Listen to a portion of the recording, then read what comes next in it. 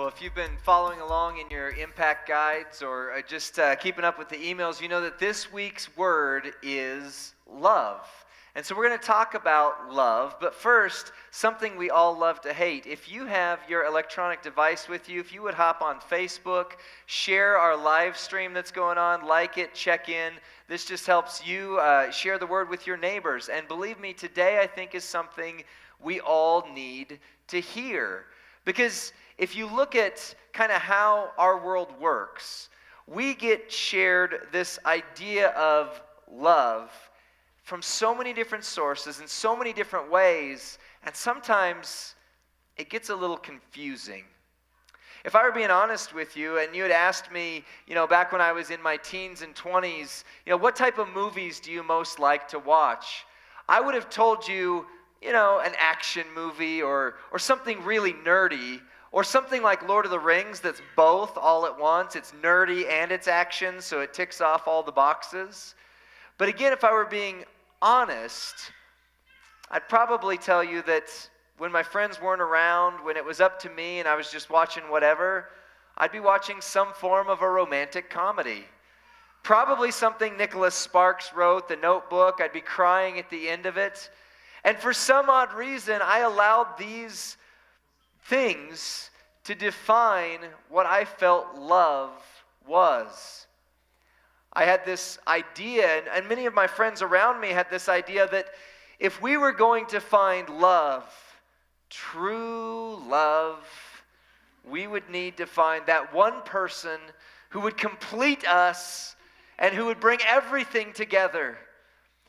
The problem was, with all the broken lives and broken families around me, I don't know that I had ever seen that in real life. That is until my second or third year in college. And while I met Renee while I was in college, this story is not that one. This story starts with my 80-year-old church history professor. Now, if you've ever been in a history class, you know that there's probably a term that best defines history teachers. Forgive me, it's eccentric, right? Off-centered is what that really means in the Greek. Well, imagine someone who'd been teaching church history for so long that the chair of the Biblical Studies department for the university had been one of his students when he was still fresh. This was a man who, in 2006 or so, was still wearing a 1970s kitchen appliance forest green suit made out of corduroy with a mustard yellow shirt. Yes, if there was ever an 80-year-old version of Dwight Schrute, this was that man. And we had this student gathering, this event that happened about once a month where the students got to pick who was going to come and share. It was in the evenings, and we all kind of sat in the round in couches and stuff. And come close to February, we get this announcement that the speaker is going to be our church history professor. And I sit there and I'm just thinking, I'm like, do I want to go to this because I want to hear what this man has to say about love? Or do I want to go to this because I'm just curious what's going to happen? I'm pretty sure it was the latter. But what actually happened physically saw my jaw drop to the floor. Because when we got there and when everybody was seating in the round, it wasn't our church history professor, but his wife of something like 60 years who began to talk. And as this woman began to share this powerful love story that these Nicholas Sparks novels couldn't even touch, I watched as about 20 or 30 girls from the couches started to swarm in and sit at this woman's feet like kindergartners and just look up at her with these big eyes. And, it was an evening event. It was casual, so I know some of them had blankets. And I literally watched as they started wringing these blankets because of their nerves or something was going on inside. Every person in the room was just transfixed on what this woman had to say. And at the end of about 15, 20 minutes, she said these words, and I'll never forget. She said, "When he walks into a room, my heart lights up. And when he walks over and places his hand gently on my shoulder, I melt inside. And every person in the room was tearing up, and suddenly something magical happened. I believe me, before this moment, there wasn't a man in our college who went, that is what I want to be when I grow up. I want to be the 85-year-old who's wearing green tweed, green corduroy with a mustard shirt. And in that moment, every man at our school wanted to be that professor, and every girl walked out of that room. And I literally heard at least one of them say, in my love story, I will not settle for anything less than what those two have. It was such a powerful moment. And yet, through Facebook and through personal conversations, I happen to know that many of the love stories that were shared, or that many of the people who were in that room didn't have those type of love stories in their life. Some of them are on their second, third marriage at this point. I see them lamenting on Facebook all the time the brokenness of the love that's all around them. And I wonder if that's not something to do with how our society has come to define love. Because if you ask 1,000 people what love is, you're going to get 10,576 different answers. We can't nail down. In fact, I think the idea of our society right now was best summed up in an album that was released as a surprise about 2-3 months ago by Jay-Z and Beyonce. The Carter's album, Everything is Love. And that's just such a beautiful and poetic sentiment, isn't it? Everything is love. And yet, there has to be something qualitatively different if one love story by my 80-year-old college professor can shock a room full of 20-year-olds to their core, when others you look around and go, yeah, that's not really for me. Because the reality is, if everything is love, what really is love? Because if everything is love, then racism is love. If everything is love, then unwanted sexual assault is love. If everything is love, then when those parents sell their children into the sex trafficking industry just to get one more precious hit, then that's love. But yet we all know there's something different about love. Some have different qualitative value than others. And so as we dig into this word this morning, I want to share the key thought, the word about the word for this 7th commandment. And it's this: everything isn't love, but true love is everything. Everything isn't love, but true love is everything. Now, because of the everything is love conversation that happens in our world, I need to explain some of the things that we've got going on right here. And so I want to go through each of these statements as we come to them. First of all, you don't have to turn there because it's going to be so brief, I can say it right now. Exodus chapter 20, verse 14, the 7th word God has for us in this list of what we now call the 10 Commandments. But what God gives us as 10 words to give us a fuller life is just simply, do not commit adultery. Think about that term, adultery. It means that somebody that you've loved, maybe even so much that you've given a lifelong commitment to, no longer measures up. It's that day where you stand before each other, before a room, and some pastor pronounces you and you say, I will love you and only you till death do us part. But then she gains the baby weight. He loses 2 or 3 jobs.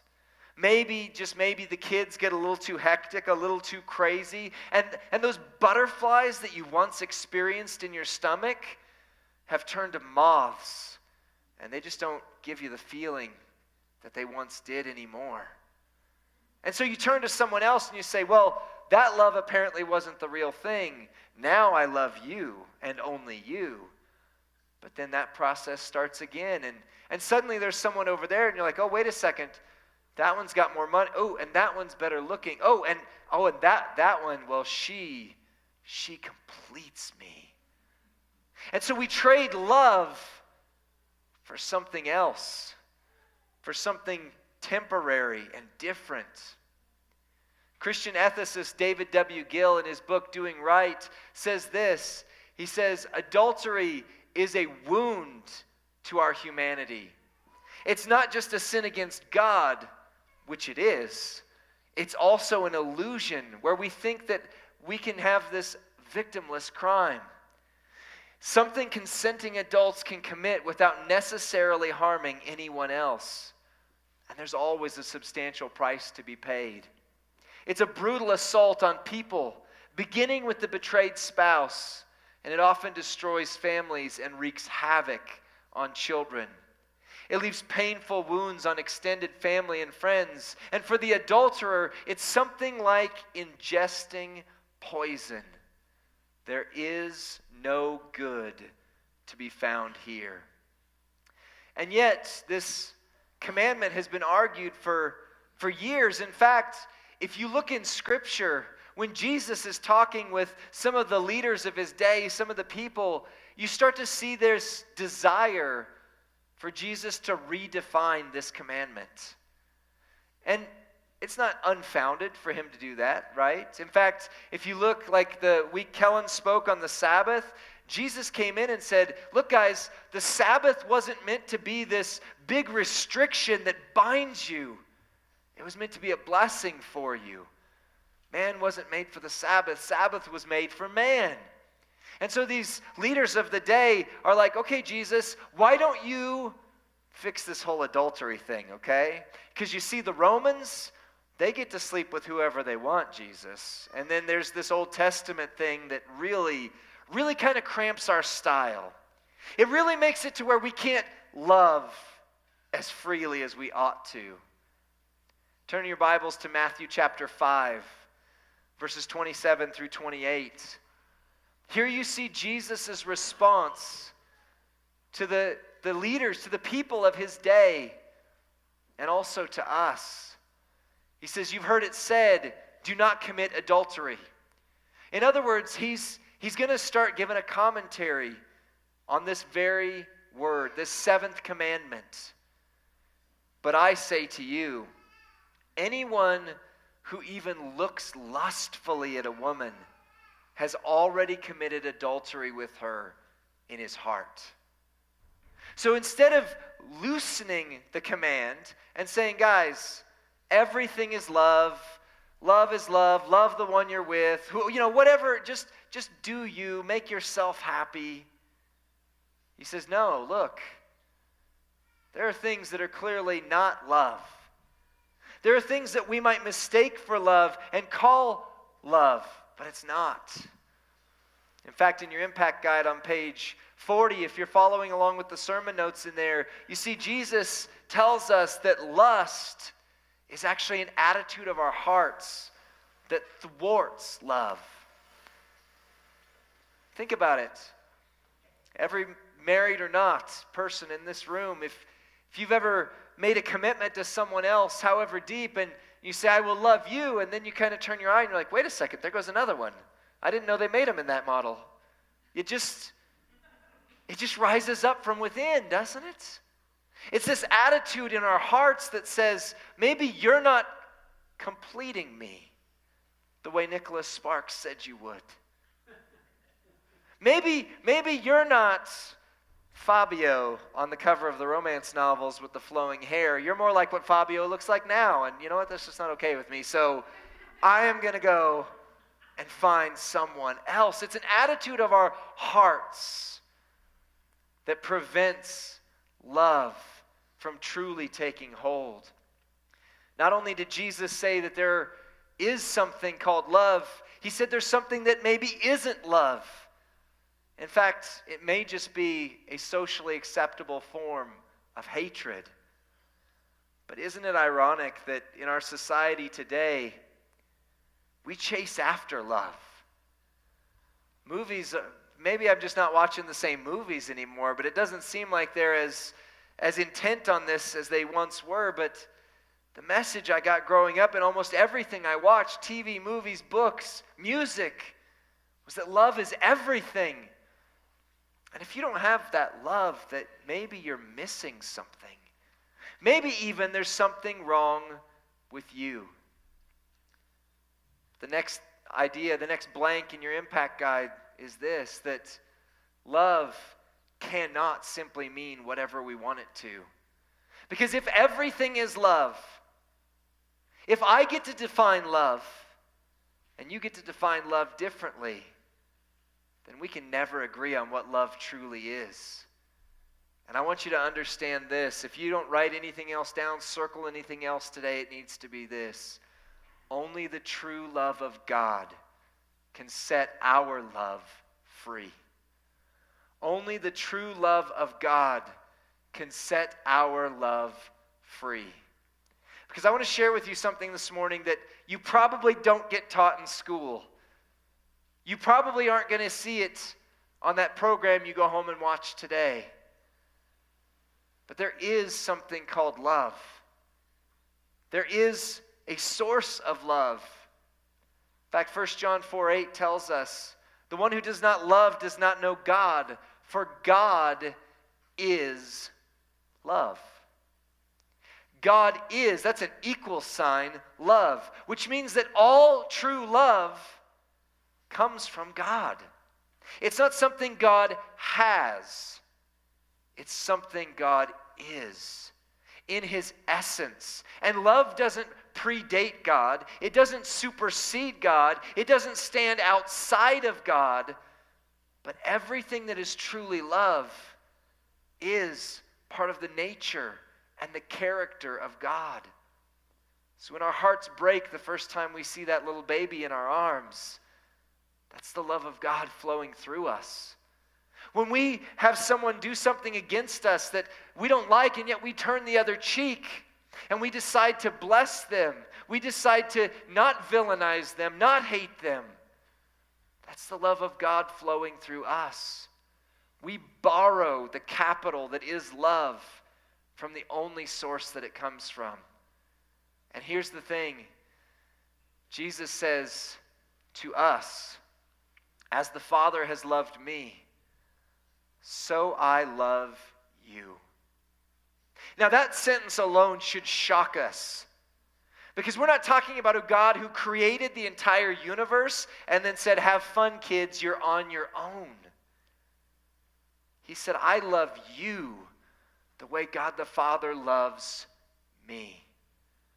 But if we can't define what love is, how do we understand what that love looks like? So this morning I want you to turn to 1 Corinthians chapter 13, often called the love chapter. Now as you're turning there, I want to make a comment real quick because every verse in Scripture, everything that's written has a context to it, right? And 1 Corinthians chapter 13 probably follows 1 Corinthians chapter 12. And it probably is followed by 1 Corinthians chapter 14. And do you know what each of those verses has to say? It's talking about the love that we as the church are supposed to share with each other and those around us. But when we understand the context of the greater Bible, we see something powerful come up. So let's look at this verse. Starting in verse 4, it says, love is patient. Notice it's defining what love is. It's saying this is something that love is, which means if your love is not patient, maybe it's not fully and truly love. Love is kind. And now we're going to get into a couple things it's not. It doesn't envy. It doesn't boast. It's not arrogant, rude, self-seeking. Man, that one just hurts, doesn't it? If you loved me, you would... Nope. Try again. It's not irritable. That one hurts me for different reasons because I'm like, kids, I love you, but I'm just not gonna love you right now with my irritation. It doesn't keep a record of wrongs. And then in verse 6, love finds no joy in unrighteousness. That's hard in our world today. Someone says, hey, I want you to know what I did, and I want you to accept what I did or what I'm choosing because you love me.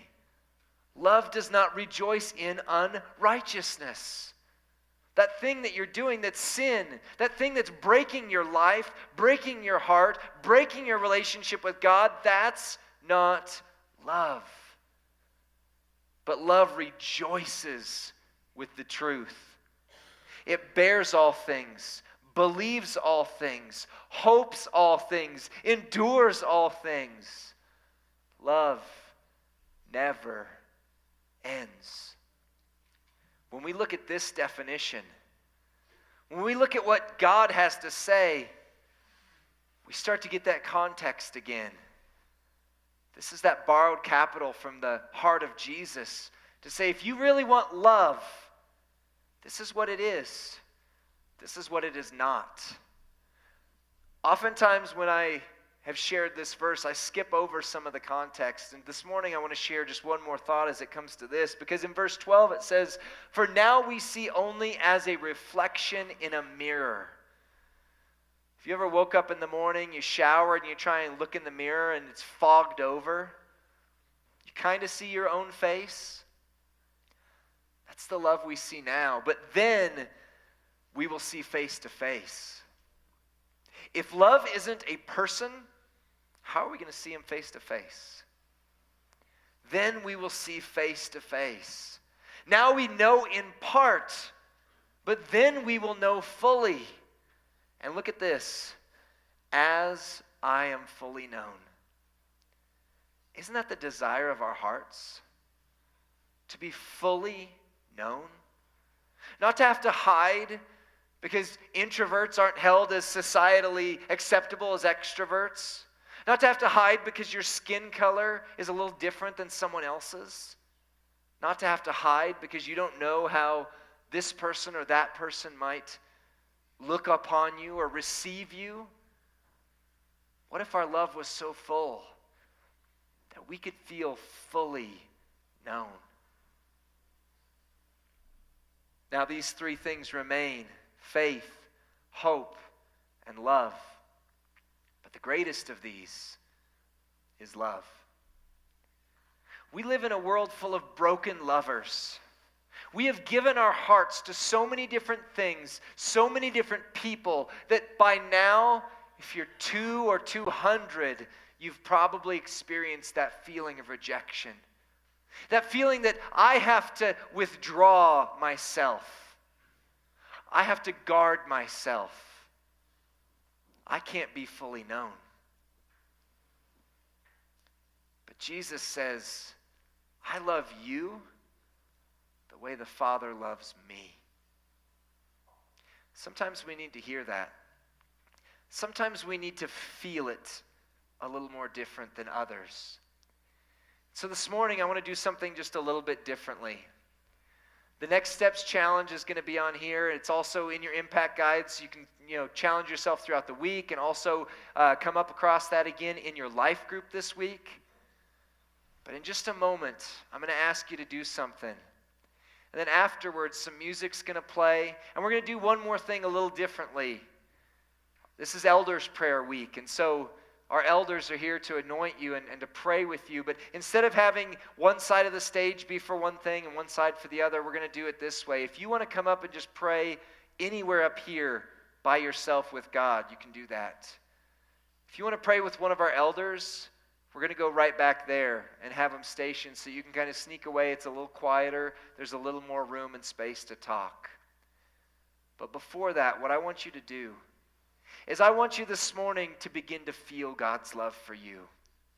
Because remember, the reason we're going through the 10 Commandments, or what was called the Decalogue, 10 words, is because these are the words God has for us to give us a more full life and to set our hearts free. So I want you to feel and experience that love of God. So I want to ask you to close your eyes for just a moment. I want you to block out everyone else who's around you. I want you just to focus for a moment on God and what He is saying to you, and listen to His heart. God says to you today in this room, my love for you is patient. You may think you've worn out your last chance with me, but I'm still there. I'm still waiting. I am still patiently offering my arms to you. My love for you is kind. You may have heard rude words. You may have heard voices that condemn. That's not my voice. My love for you is kind. It does not envy. It's not boastful. It's not arrogant. My love for you is not rude. My love for you is not self-seeking, but it's servant-hearted. I'm not irritable with you, even when you think you've stepped on my last nerve. Even when you feel like everyone else around you is irritated, broken, hurtful, I am not irritable with you because of what I did on the cross for you. Because I took those sins, I took that shame. My love no longer keeps record of the wrongs. So those things that you're holding against yourself, even when you're holding it up to me, I want you to let them go. I don't remember them. It's time for you to stop remembering them.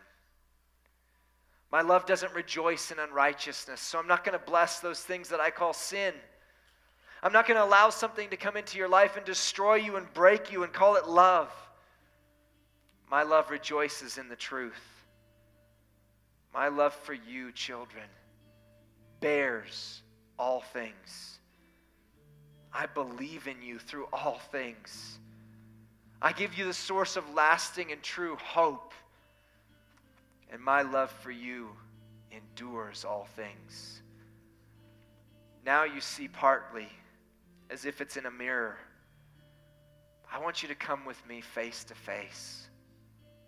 I want you to come into my presence and understand, not just in words, but in something you feel deep down inside your heart, something that shakes your soul. My love for you. Right now you know in part, but I want you to know, child, I fully know you. So these three things remain: faith, hope, and love. But the greatest of these is my love for you.